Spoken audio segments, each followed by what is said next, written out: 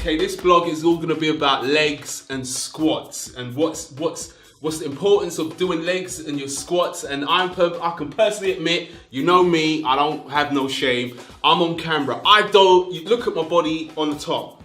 I've only just started training my legs. I've always had skinny legs. Listen to what I'm going to get taught and the information I'm going to get. Kima, you know I don't train my legs, yeah? I'll tell you the story. The story is, I've obviously been training my upper half a lot more, yeah? Now, I've neglected my legs, yeah? I've just literally, in the last month, started on my legs, but it hasn't really sort of been consistent. So I've gone on leg press, I've gone up to 160. So my legs have responded. And you know, Let me just stop you there. Okay, stop me, tell me. This is what I like. The same thing happened to me, yeah? So, a couple of years ago, didn't squat and so on. I was telling the guy I squat 80, he's like, what can you even squat? So before we're pressing or whatever, we gotta get that foundation right. You gotta get that squat pattern right. Yeah. Of driving. The most important thing is most people will, Michael Jackson at the knees. You never want that, yeah? You wanna keep those knees nice and solid. So you're gonna come and stand next to me. This is a thing I'll teach my clients all day, every day. The first thing I'll do is say, what is a squat? Well, what is a squat? Well, And then you'll show me. I'll show you. This is a squat. I think he's taught me or whipped me enough.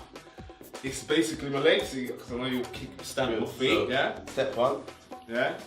Back's nice and straight. Hands up in the air, I prefer them like that. And go down, drive your butt out, or your glutes as you would professionally call them, and up. So Before you kick me, you could go down even more.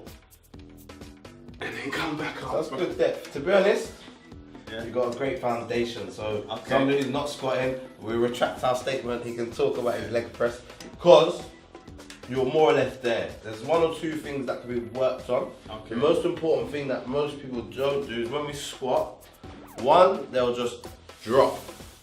Yeah. Which we don't want. We want to control this. We Yeah. want this to come from the glutes. It's coming Yeah. from the legs. Yeah. So the first thing is you find those feet. They can turn out a little bit, external rotation. But the most important thing is they're nice and level. Yeah. You see it commonly. People squatting like this. People squat and they're wondering why they're getting back on. Just Yeah. all imbalance, all Yeah. twisted. And can I just put this for the camera? This is why we're explaining this, because this is very important, because obviously I had to get back problems. And for older people, even youngins, you're young, you're gonna get older. You're gonna get the back problem, and that's why I'm So look frightened after of ourselves doing now. squats, to be honest. So go With the ahead. correct technique, you'll be fine. Again, everything was good about yours.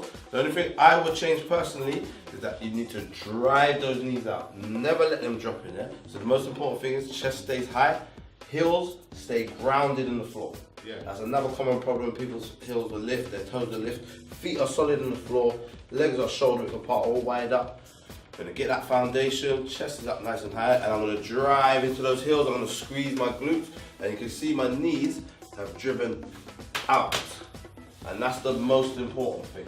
Really strong knees. You'll commonly see this, or the funniest one I've ever seen was this. Yeah. The glutes ain't firing. Yeah. The pattern, the neurological pathway of squatting does not exist, yeah? So again, we're gonna get you to come out again, using all the information I've just given you.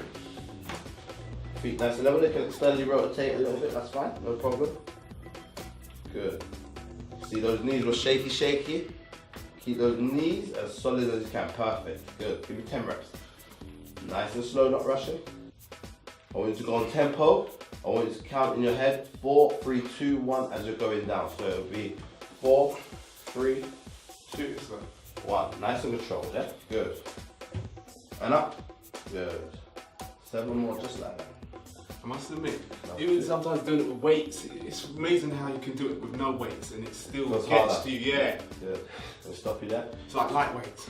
So if Q was one of my clients and you was on a consultation, which we always do with every client, you'd get a big tick, and I'll be happy for you to start off in the rack with lighter weights, building up. Yeah. Where some people think they're just gonna come, they're gonna squat. Get It's straight. not gonna happen. Yeah. You need to be able to body weight squat first, with the knees driving out, Yeah. with the glutes engaged. Once we can bodyweight squat with good technique, I'm not going to say it's going to be master today.